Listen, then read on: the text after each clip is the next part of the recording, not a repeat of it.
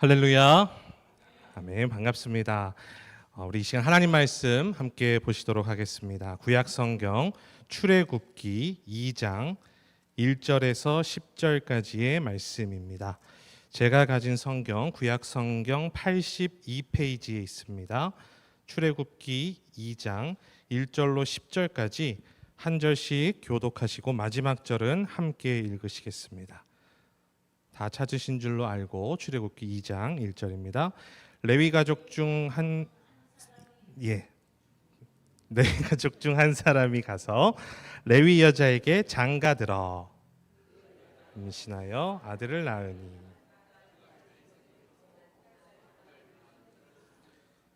더 숨길 수 없게 되매 그를 위하여 갈대 상자를 가져다가 역청과 나무진을 칠하고 아기를 거기 담아 나일 강가 갈대 사이에 두고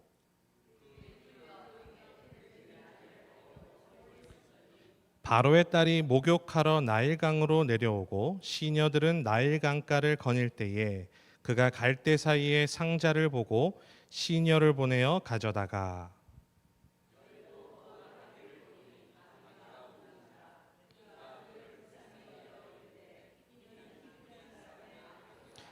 그의 누이가 바로의 딸에게 이르되 내가 가서 당신을 위하여 히브리 여인 중에서 유모를 불러다가 이 아기에게 젖을 먹이게 하리이까.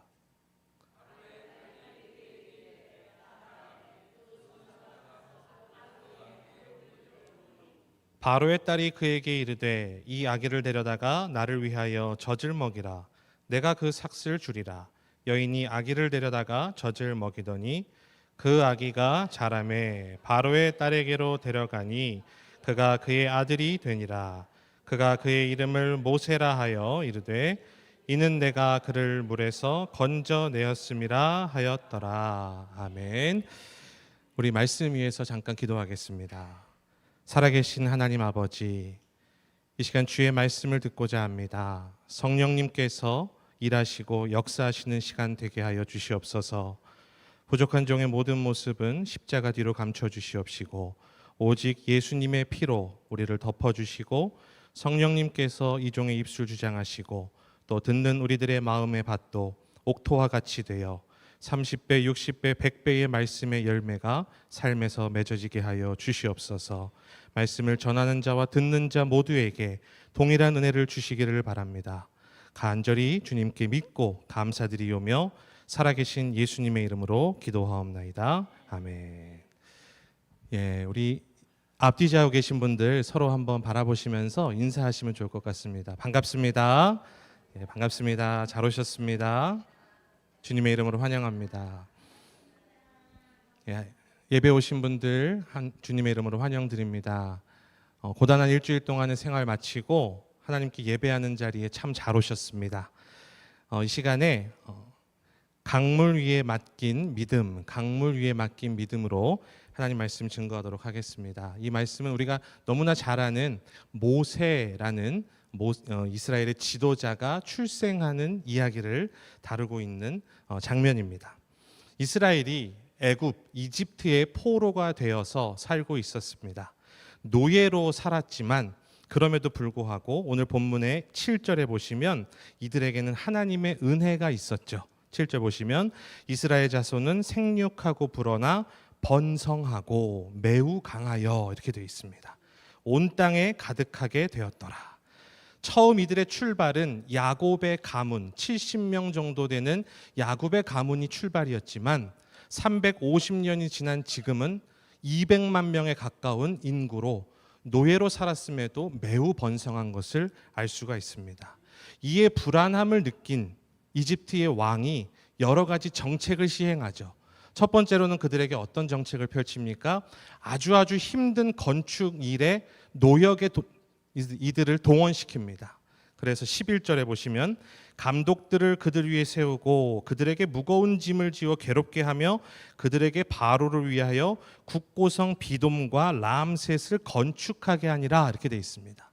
그런데 어떻게 됐습니까? 12절에 그러나 학대를 받을수록 어떻게 해요? 더욱 번성했다 이렇게 되어 있습니다. 퍼져나가니 애굽 사람이 이스라엘 자손으로 말미암아 근심하여 이집트가 근심할 정도로 더 번성했다는 것입니다.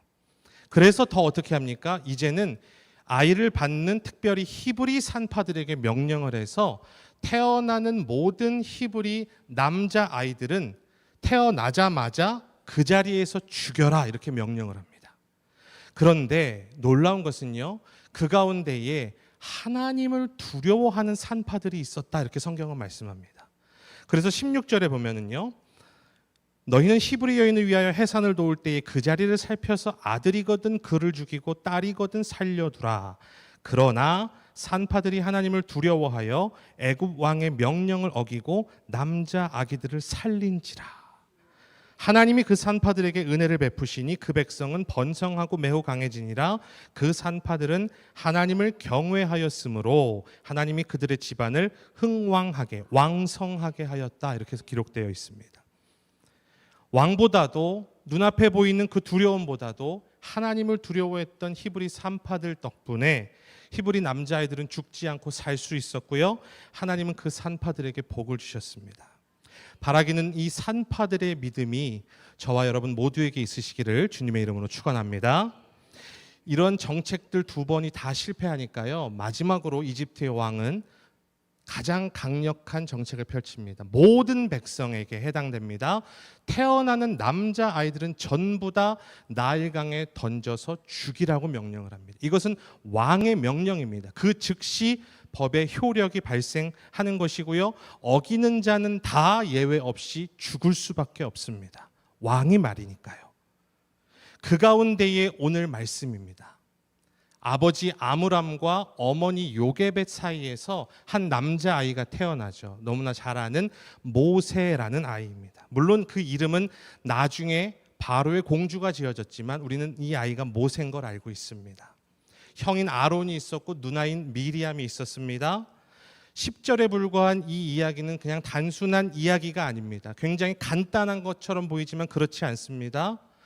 아무런 잘못도 없고 그저 그의 인생을 살아가는 가정 가운데에 엄청나고 크고 괴로운 일이 벌어지기 시작했습니다. 그 부당함 가운데에 과연 하나님은 살아계실까? 왜 내가 이런 일을 겪어야 할까? 왜 이 고통이 나에게 있을까? 그 부모의 기도, 그 부모의 마음이 어땠을까요? 근데 이 부모가 볼 때요, 이 아이는 예사로운 아이가 아니었습니다. 2절을 보면 알 수 있습니다. 우리 2절 한번 보실까요? 시작. 그 여자가 임신하여 아들을 낳으니 그가 잘생긴 것을 보고 석 달 동안 그를 숨겼다 이렇게 되어 있습니다. 예전 개역 한글 성경에는 그가 준수한 것을 보았다 이렇게 되어 있습니다. 개역 개정에는 잘생겼다고 되어 있는데요, 어머니가 봤을 때 이 아이가 외모적으로 잘생긴 것을 말하는 것이 아닙니다. 여기서 잘생겼다 하는 그것이라고 하는 단어는 히브리어 원어의 토브라고 되어 있습니다. 그리고 이 토브는 외모적 잘생긴 것을 아니라 하나님께서 창세기 1장에서 천지를 창조하시고 그 만드신 모든 것을 보시기에 심히 좋았더라 하실 때 그 좋았다라는 단어가 동일하게 토브입니다. 즉 이 토브라는 것의 의미는 하나님의 창조물을 봤을 때에 느껴지는 그 감탄, 그 놀라움의 뜻이거든요. 지금 이 어머니와 아버지가 이 아이를 봤을 때 이 아이는 하나님이 만드신 아이구나, 그냥 아이가 아니구나, 영적인 특별함이 있는 아이구나 라는 것을 깨달았다는 것입니다. 그러니까 어떨까요? 더더욱 강해 버리는 것이 너무나도 억울하고 너무나 있을 수 없는 일이겠죠. 그런데도 어땠습니까? 숨기고 숨겼습니다. 키우는 데까지 키워봤습니다. 키우면서 어떻게 될까요? 이 아이가 이 갓난아기가 자라면서 소리가 점점점 커지겠죠. 울음소리가 커지고요, 감추려고 해도 감춰지지 않습니다. 주변에서 이것을 알고 신고라도 하면 아이만 죽는 것이 아니라 그 가족 전체가 다 몰살을 당합니다.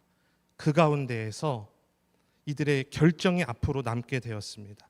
너무나도 놓치고 싶지 않고 절대로 포기하고 싶지 않은 상황 속에서도 내가 이제는 결정해야 되는 순간이 온 것입니다.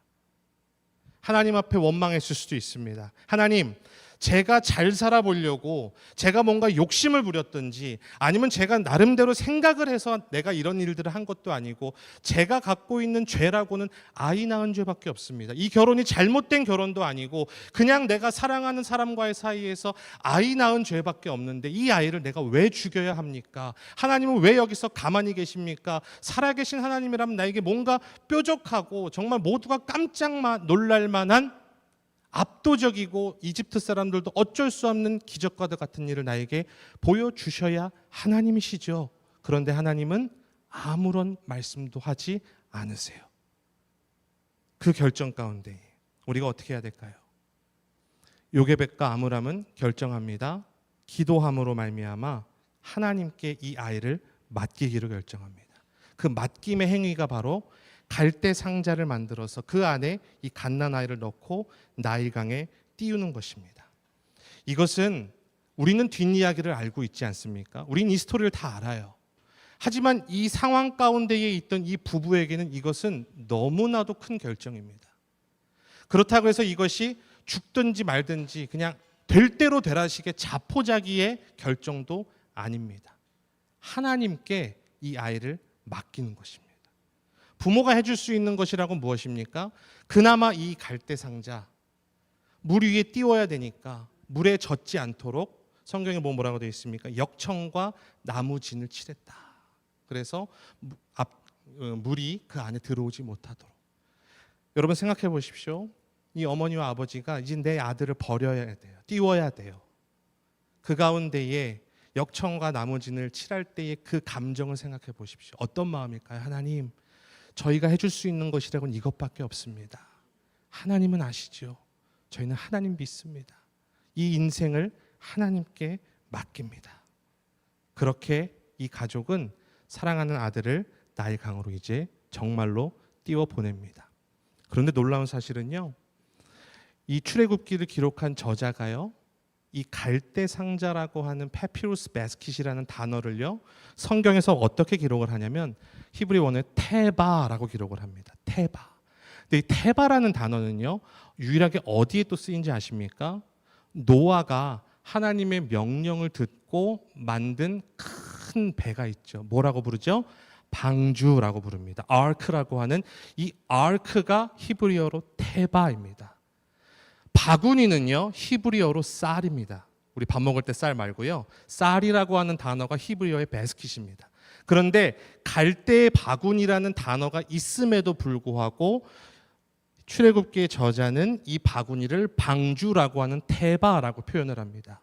무슨 의미일까요? 이 갈대 상자는 절대로 그냥 만들어져서 그냥 띄워버리는 그 의미가 아니라 하나님께서 노아의 방주를 그 대홍수 가운데에서도 어떻게 하셨죠? 지키셨어요. 뒤집혀지지 않게 하셨고 살아남게 하셨어요. 할렐루야. 마찬가지로 하나님께서 이 갈대 상자를 방주처럼 지켜주시고 보호해 주시겠다라는 것을 출애굽기의 저자를 모세라고 볼 때에 모세가 나중에 그 은혜를 기억하면서 자기가 들어갔던 갈대 상자를 상자가 아닌 테바, 방주라고 기록한 것이겠죠. 하나님의 은혜가 그랬다는 것입니다. 그렇게 어떻게 해보면 내가 할 수 있는 모든 것을 내려놓고 내 힘을 다 빼고 하나님께 맡겼을 때에 비로소 어떤 일이 벌어지냐면 그때에 비로소 하나님의 일하심이 보여지기 시작합니다. 아멘이십니까? 우리가 내려놨을 그때에 비로소 하나님의 일하심이 시작된다는 거예요. 그러면서요, 우리가 볼 때는 참 신기하다. 어떻게 저럴 수 있을까? 때마침, 이 마침, 우연히라고 표현할 수 있는 그런 일들이 그 이후에 계속 벌어지기 시작합니다. 5절에 보시면요, 바로의 딸이 목욕하러 나일강으로 내려오고 시녀들은 나일강가를 거닐 때에 그가 갈대 사이에 상자를 보고 시녀를 보내어 가져다가 열고 그 아이를 보니 아기가 우는지라 그가 그를 불쌍히 여겨 이르되 이는 히브리 사람의 아기로다. 마침 때마침 그때에 바로의 딸, 공주겠죠. 왕의 딸이니까요. 바로는 왕이란 뜻이지 않습니까? 공주가 목욕을 하러 나일강으로 왔고요.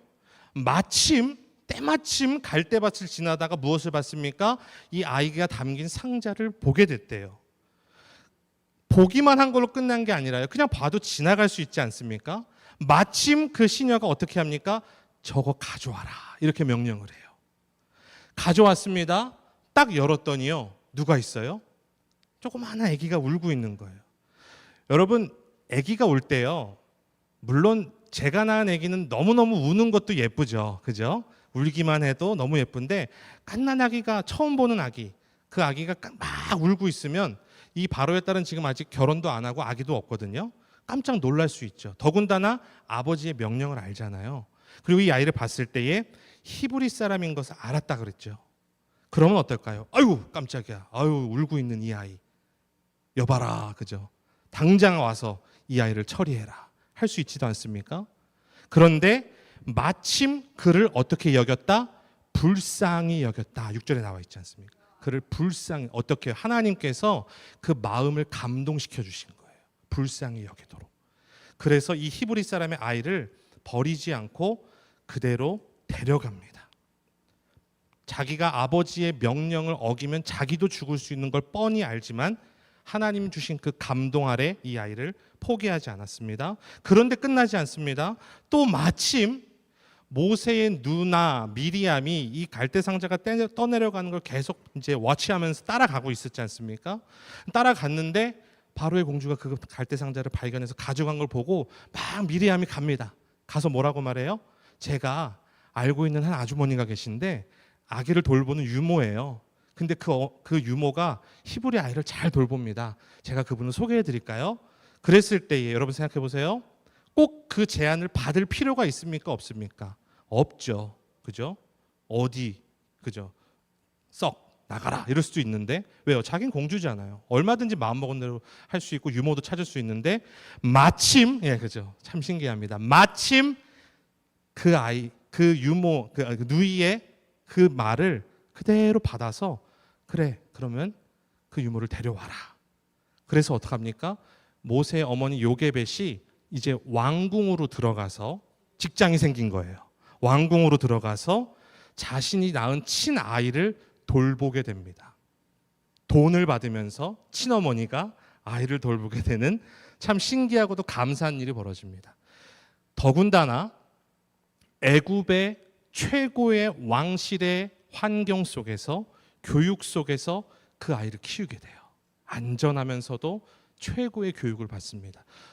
거기가 끝이 아니라 히브리 아이로서 가져야 될 신앙과 모든 덕목들을 자신의 친어머니로부터 성인이 될 때까지 모세는 교육을 받게 됩니다. 최고의 왕실의 교육과 최고의 신앙의 교육을 동시에 받게 되고 어머니 요게벳은 월급을 왕궁으로부터 꼬박꼬박 잘 받아가면서 아이가 클 때까지 아이를 키우게 되는 이 놀라운 은혜는 어디서 출발합니까? 내 갈대 상자를 하나님께 믿고 띄웠을 때에 출발한 것을 볼 수가 있습니다. 그러기까지 주변에 여러 가지 유혹도 있을 수 있어요. 모세 엄마, 나 좀 봐요. 그죠? 내가 알고 있는 아직 이제 갈대 상자 띄우기 전에요. 내가 알고 있는 누가 있는데 모세 그렇게 안 해도 돼. 돈만 준비하면은 내가 소개시켜 줄 테니까 잘 숨겨가지고 어떻게든 살게 할 수 있으니까 내가 그분 소개해 줄까? 그죠? 이런 유혹 없었을까요? 그런 마음이 들진 않았을까요? 당연히 있었을 겁니다. 그러나 그 모든 것들을 뛰어넘어서 하나님께 맡기는 그 갈대 상자의 시간이 있었기 때문에 이스라엘 최고의 지도자인 모세라는 인물이 만들어질 수 있었다는 것을 기억하시기 바랍니다. 바로의 공주는요, 이 아이의 이름을 지어줍니다. 모세. 모세라는 뜻은 히브리어로 물에서 건져낸 자라는 뜻을 갖고 있습니다. 그런 이름을 갖게 되고 이제 왕궁에서 생활을 하게 됩니다. 우리가 이 이야기를 통해서 어떻게 내 삶 가운데에 적용할 수 있을까요? 저는 첫 번째로 우리가 하나님께 갈대 상자를 믿음으로 띄워야 한다. 다시 한번 말씀드리고 싶습니다. 문제는요, 우리가 이 갈대 상자를 띄우기보다는 내가 꼭 붙잡고 싶은 마음이 더 크다는 것이 문제입니다. 내 지혜로 해결하고 싶고, 내 주변의 인맥으로 해결하고 싶고, 내 힘으로 해결하고 싶고, 사람의 지혜와 방법으로 해결하고 싶은 그 마음 때문에 갈대상자를 놓지를 못하는 거예요. 하지만 하나님께서 우리에게 원하시는 것은 무엇입니까? 하나님, 나는 오직 하나님밖에 소망이 없습니다. 하나님만이 아십니다. 하나님만이 나를 인도하실 수 있음을 믿습니다 하는 그 믿음을 가지고 하나님 앞에 내려놓는, 그 내려놓음이 필요한 줄로 믿습니다. 우리 학생들 이렇게 보시면 운동 많이 하지 않습니까? 저도 이제 아들 한 명이 있는데요. 아이들 이렇게 운동하는 거 보면은 코치들이 항상 강조하는 이야기가 있습니다. 뭘 강조하죠? 힘을 주라고 많이 강조할까요? 힘을 빼라고 많이 강조할까요? 힘을 빼라고 많이 강조해요. 그죠? 우리도 모르게 어깨에 힘이 들어가고 손목에 힘이 들어가고 팔에 힘이 들어가는데 오히려 코치들은 힘을 가장 중요할 때 빼야지 올바른 자세가 나올 수 있고 올바르게 밸런스가 나올 수 있고 힘을 더 최대한으로 잘 쓸 수 있다, 이렇게 말하는 것을 알 수가 있습니다. 사랑하는 여러분, 우리가 하나님 앞에서 인생을 살아가는 데에, 또 특별히 미국이라는 이곳에서 생활하는 데에 있어서 저와 여러분을 한번 돌아보실 때에 우리에게 너무나 많은 큰 힘이 들어가 있지는 않은지 한번 오늘 돌아보는 시간 되셨으면 좋겠어요. 너무나 예민해져 있고 너무나 텐션이 높고 너무 긴장해 있는 상태에서, 그죠? 누가 나를 조금이라도 건드리기만 하면 이미 막 싸울 준비가 돼 있고, 그죠? 날카로워져 있는 그런 모습 가운데에 하나님이 원하시는 것은 힘 빼도 괜찮아, 나에게 맡겨도 괜찮아, 내가 일할 거니까 너는 내려놔도 괜찮아, 갈대상자를 띄우면 그때 내가 일할 거야 라고 주님이 말씀하신다는 겁니다. 하나님의 계획은, 하나님의 뜻은 우리의 생각과 우리의 계획을 뛰어넘는 줄로 믿습니다. 그렇기 때문에 우리에게 그 하나님의 일하심을 볼 수 있는 가장 중요한 열쇠가 계속 말씀드리는 바로 믿음이라는 겁니다. 믿음. 믿음으로 내려놓고 믿음으로 맡길 수 있어야 된다는 겁니다. 여러분, 믿음이라는 건요, 단순한 지적인 동의나 어떤 것을 아는 것만이 우리가 믿음이라고 할 수 없습니다. 그것도 믿음이지만 믿음의 출발만 될 수 있는 거지. 진정한 믿음은 내가 그것을 믿고 그 대상을 신뢰하고 의지할 때에 그것에 따른 액션이 있는 것, 그것이 진짜 믿음입니다. 요게벳과 아므람이 하나님 우리 가정 사랑하시죠? 우리 가정 잘 되게 해주실 거죠? 복 주실 거죠? 계획이 있으시죠? 그것을 그냥 지적으로 아는 것이 아니라 정말로 그 하나님께 이 갈대상자를 띄우는 이 액션이 있는 것. 우리도 마찬가지입니다. 우리가 정말 하나님을 믿는 그 믿음이 있다면 하나님 앞에 갈대상자를 띄워야 합니다. 때로는 그 띄우는 행동, 믿음의 삶이 사람들에게 조롱이 될 수도 있어요. 갈대상자를 만들고 띄우는 그 과정을 사람들이 알게 됐을 때 뭐라고 얘기할까요? 왜 저렇게 할까? 왜 이렇게 미련하게 할까? 세상은 그런 믿음을 가진 사람을 미련하다라고 말합니다. 더 쉬운 길이 있는데, 더 빠른 길이 있는데 왜 그렇게 할까? 하지만 믿음의 길은, 하나님이 원하시는 그 믿음이라는 것은 빠른 길로 가는 것이 아니라 바른 길로 가는 것을 믿으시기 바랍니다. 편한 길로 가는 것이 아니라 옳은 길, 좁더라도 험하더라도 올바른 길로 가는 것이 우리의 믿음이기 때문에 그 길로 가는 걸음이 필요하다는 것입니다. 이 믿음이라는 것은 그냥 자포자기가 아닙니다. 하나님, 이 아이가 살든지 죽든지, 죽을 수 있다는 것도 믿음으로 각오하는 겁니다. 각오하고 살든지 죽든지 우리는 그럼에도 불구하고 하나님께 감사하겠습니다. 하나님께 영광을 돌리겠습니다. 다니엘과 세 친구들에게 느부갓네살 왕이 협박을 하고 죽음의 위기 속에서도 다니엘이 뭐라고 고백합니까? 우리는 하나님이 우리 살리실 것을 믿습니다. 그러나 그 뒤가 더 중요한 믿음이, 진정한 믿음이거든요. 뭐라고 고백하죠? 우리 찬양도 많이 아시지 않습니까? 그리 아니하실지라도, 그리 아니하실지라도 감사하게, 그리 아니하실지라도 우리는 우리 여호와가 우리 하나님이신 것을 우리는 배신하지 않겠습니다. 그 믿음을 가지고 띄운다는 겁니다. 그러한 점에서 저를 봤을 때 저는 어린 시절에 참 믿음이 부족했던 것 같아요. 하나님을 믿는다고 하면서도 정작 정말로 제 삶 가운데에 이 결단의 순간이 왔을 때의 믿음을 잘 보이지 못했던 모습들이 참 많습니다. 21살 때 이제 22살 1월 달에 군대를 가게 되었는데요. 강원도 춘천에 있는 백이보충대로 가게 됐습니다. 그때만 해도 이런 인터넷이나 이런 걸 통해서 정보 같은 거를 많이 알 수가 없었어요. 그래서 주변의 이야기들, 그것에 너무 많이 흔들린 때였습니다. 믿음이 없었죠. 믿는다고 하면서도. 가니까요, 이제 알려주는 거예요. 3박 4일 후에 있다가 너희들이 훈련소로 가는 곳이 결정이 되는데 4군데 중에 하나다. 2사단, 21사단, 36사단, 11사단. 앞에 2군데는 강원도 양구에 있고요. 36사단은 강원도 원주에 있고요. 11사단은 강원도 홍천에 있대요. 저는 그 4군데 한 번도 가본 적 없어요. 저는 인천에 살았거든요. 한 번도 가본 적 없는데 4군데 중에 하나래요. 근데 어떻게들 다들 빨리 아는지 벌써 주변에 제 이제 동기들이 막 그러는 거예요. 야, 얘들아, 우리 무조건 원주 가야 된다. 막 그러는 거예요. 왜? 그랬더니 원주가 제일 덜 추워 이러는 거예요. 양구 가고 막 이런 데 가면 막 그냥 막 죽는다는 거, 얼어 죽는다는 거예요. 그리고 원주가 그나마 제일 덜 춥고 서울도 제일 가깝대요. 제가 어떻게 했을까요? 하나님, 원주로 보내주시옵소서. 원주 가본 적도 없고 알지도 못한 무조건 원주. 어디 갔을까요?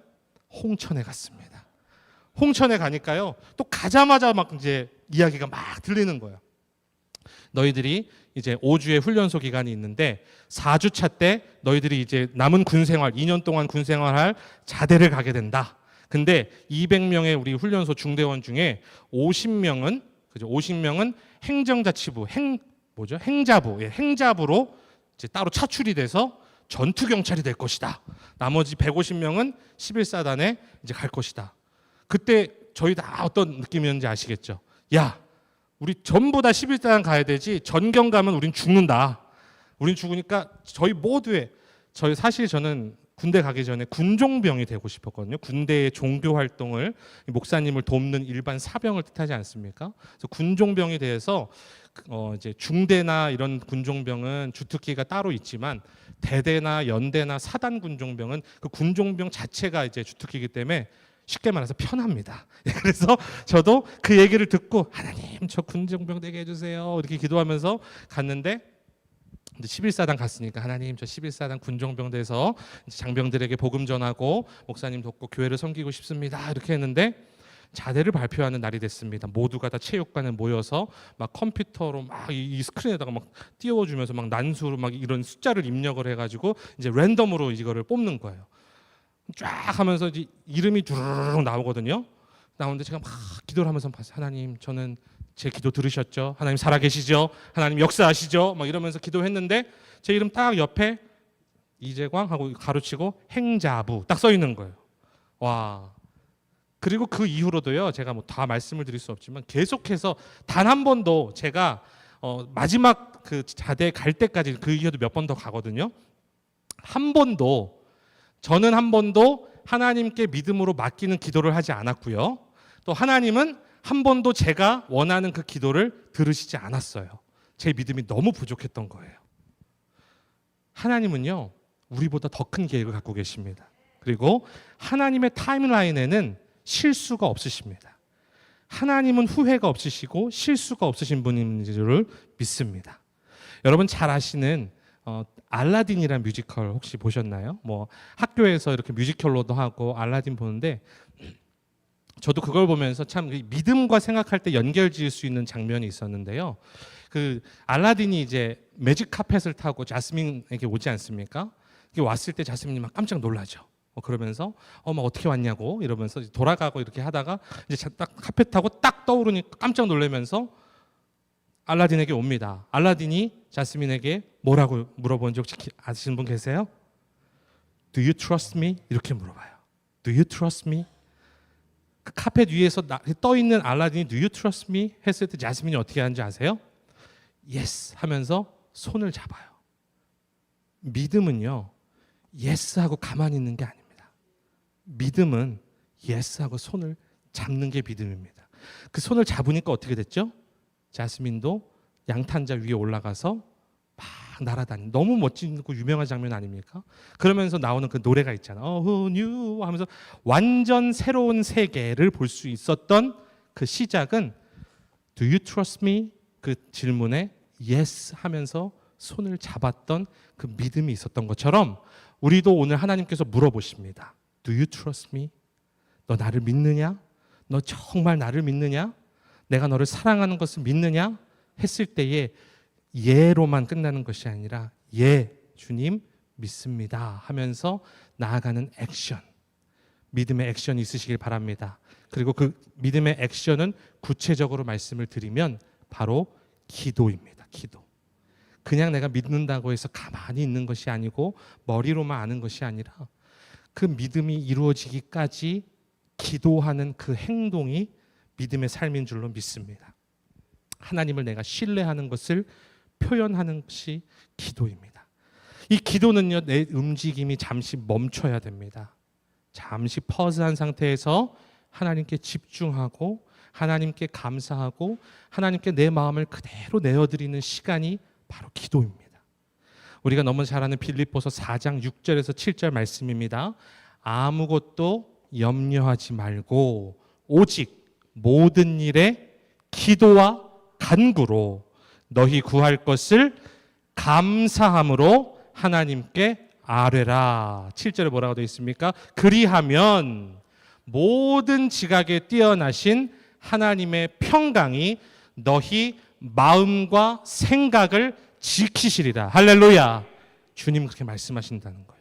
아무것도 염려하지 말고 이제는 믿고 맡기며 기도하라. 주님 원하신다는 거예요. 근데 그 기도도 그냥 하는 기도가 아니라 감사함으로 하는 기도. 감사함으로 하는 기도 가운데에 하나님이 일하십니다. 상황은 달라지지 않았습니다. 내가 기도한다 그래서 당장 바뀌는 건 없어요. 나를 힘들게 하는 저 사람은 달라지지 않아요. 나를 괴롭히는 이 상황은 변하지 않습니다. 내가 결정해야 되는 어떤 것이 드라마틱하게 변하진 않지만 그럼에도 불구하고 감사함으로 기도할 수 있습니다. 하나님, 오늘 하루도 이렇게 주일이라는 날에 내 눈을 뜨게 해주셔서 감사합니다. 어젯밤에 내 호흡을 걷어가지 않으시고 오늘을 허락해 주셔서 감사합니다. 그리고 어떤 이들은 예배를 드리고 싶어도 나오지 못하고 장소가 없고 모이지 못한 가운데에 있지만 우리는 이렇게 예배당에 걸어서 나와서 앉아서 예배하며 찬양하며 소리치며 하나님께 영광 올릴 수 있게 됨에 감사합니다. 감사할 것이 얼마나 많이 있습니까? 제가 예전에 한국에 있을 때 처음으로 중환자실에 신방을 간 적이 있어요. 제가 중등부 학생들을 그때 담당할 때였는데 한 학생의 아버지가 트럭 위에서 떨어져 가지고 완전 마비가 돼 가지고 중환자실에 지금 의식불명 상태로 입원을 하셨다는 거예요. 저는 중환자실 처음 들어가 봤어요. 들어갔는데 너무너무 무섭더라고요. 그 모습을 봤는데 눈물이 막 날 정도로 무섭더라고요. 근데 저희 학생이 하는 그 말이 전 지금도 기억이 남아요. 전도사님, 저희 아빠 손가락만이라도 까딱하면 좋겠어요. 아침까지만 해도 아빠 다녀올게, 다녀오세요 했던 그 아빠가 오후 되니까 지금 이렇게 누워 있는 거예요. 숨만 쉬는 상태로. 너무너무 무서움 가운데 있었지. 오히려 그 친구가 저에게 깨달음을 주더라고요. 아, 손가락 하나 움직이는 것도 하나님의 은혜가 아니고선 불가능한 것이구나. 이거 하나만도 우리는 감사할 이유가 충분하구나. 감사함으로 기도하는 저와 여러분 되시기 바랍니다. 시편 37편 5절에 너희 길을 여호와께 맡기라. 저를 의지하면 저가 이루시고 이렇게 되어 있습니다. 하나님께 맡기면 하나님이 일하십니다. 여러분 죽 이야기라고 하는 프랜차이즈 아세요? 한국에 있는 죽 전문점인데요. 임영서 집사님이 이제 운영을 하시는 프랜차이즈입니다. 이분이 나중에 이제 그 CBS 새롭게 하소서 간증하는 프로그램 있지 않습니까? 거기에 나와서 자기 이야기를 하시는데 경기도 양평에서 정말 어렵고 가난하게 크셨대요. 그래서 자기의 인생의 모든 힘을 다해서 자기 꿈 하나는 절대로 가난하게 살지 않겠다. 돈 없어서 겪는 서러움을 다시는 겪지 않겠다가 이분에게는 가장 중요한 목표였어요. 그래서 12살 때부터 안 해본 일이 없다고 합니다. 떡 장사, 꽃 장사, 과일 장사, 군고구마, 공사장, 신문 배달, 뭐 안 해본 일이 없을 정도로 학생 때부터 그렇게 일을 했는데, 학교도 제대로 다니지 못하고 일을 했었는데, 그때는 그냥 기도하고 자기에게 교회 가자고 말씀하시고 하는 어머니가 너무너무 미련해 보였대요. 지금 우리 집안 이렇게 정말 너무 가난해가지고 하루하루가 살기 힘든데 우리 엄마는 저게 뭐 하는 건가? 교회에다가 뭐 헌금하고 이게 뭐 하는 건가? 너무너무 답답하고 괴로워서 어머니 말씀 듣지도 않았대요. 그렇게 나가가지고 이제 커서 성인 돼서 막 열심히 돈 벌다가 하루는 고향에 돌아와서 어머님하고 같이 식사를 하는데, 밥상에 이렇게 앉아서 어머님하고 밥을 먹는데 어머니가 그러시더래요. 야, 영서야, 너 그거 젓가락 있지? 너 그 젓가락 위 밥상 위에 한번 세워봐라. 이렇게 말씀하시대요. 그래서 이분이, 아니 어머니, 젓가락을 어떻게 이걸 세워요? 이거 세우면 당연히 넘어지지. 아니야, 세워봐. 세울 수 있어. 아니 못 세워요. 막 이렇게 막 얘기를 옥신각신 하시다가 어머니가 이렇게 하셨대요. 너 봐라. 너 그 젓가락을 손으로 꽉 잡아봐. 잡고 이렇게 상 위에 세워봐. 해봤대요. 세워지니 안 세워지니? 세워지더라는 거예요. 그러면서 어머니 말씀하셨대요. 잘 들어야 된다. 우리도 젓가락하고 똑같아. 우리 혼자 설라고 하면 넘어질 수밖에 없지만 하나님이 붙잡아 주시면 설 수 있어. 그러니까 하나님이 붙잡아 주실 때 너도 꼭 주님 손을 꼭 붙잡아야 된다. 그러면 하나님께서 반드시 살려주실 거야. 그런데 하나님 없는 성공, 하나님 없는 돈, 하나님 없는 권력, 이런 거는 다 나중에 헛된 게 될 수밖에 없다. 그 밥 먹으면서 얘기를 들을 때는요, 그냥 매일 하시는 어머니의 사랑의 잔소리로 생각하고 그냥 넘어갔대요. 그런데 어머니가 뒤에 세월이 지나셔서 돌아가신 후에 이분의 간증이 그래요. 돌아가신 후에 보니까, 자기가 철이 들어서 보니까 그 어머님의 말씀이 너무너무 중요한 말씀이었다는 것을 기억이 난다는 겁니다. 그러면서 이분이 항상 기도하면서 자신의 비즈니스를 읽어가시고 어려움을 통과하시고, 그러면서 이 프랜차이즈가 동남아 그리고 미국, 지금도 플러싱에도 있더라고요. 이런 아주 세계적인 브랜드가 될 정도의 결과를 하나님께서 허락해 주셨습니다. 그러면서 이분이 말이, 자기의 마음속에는 항상 어머님이 주신 말씀, 시편 55편 22절, 내 짐을 여호와께 맡겨버리라. 너를 붙드시고 의인의 요동함을 영영이 허락지 아니하시리로다. 사랑하는 우리 에머스트 시온교회 여러분, 이 자리에 계신 모든 분들께 이런 놀라운 믿음의 간증이 저를 포함한 우리 모두에게도 있게 되시기를 주님의 이름으로 축원합니다. 말씀의 결론을 맺겠습니다. 사람의 눈과 생각으로 볼 땐 소망이 없는 것 같고 끝난 것 같다 할지라도 끝날 때까지는 끝난 것이 아닙니다. 믿음을 가지고 갈대 상자를 띄울 때에 비로소 하나님이 일하심을 보게 될 수 있습니다. 그 하나님을 기대하시기 바랍니다. 그 하나님께 온전히 맡기시게 되기 바랍니다. 조금만 맡기는 게 아닌 정말 온전히 띄워보시기 바랍니다. 그래서 그 하나님의 일하심을 기도하면서, 인내하면서, 염려하는 것이 아니라 감사함으로 기도하면서 바라보시는 저와 여러분 되시기를 주님의 이름으로 축원합니다. 기도하겠습니다. 하나님 아버지,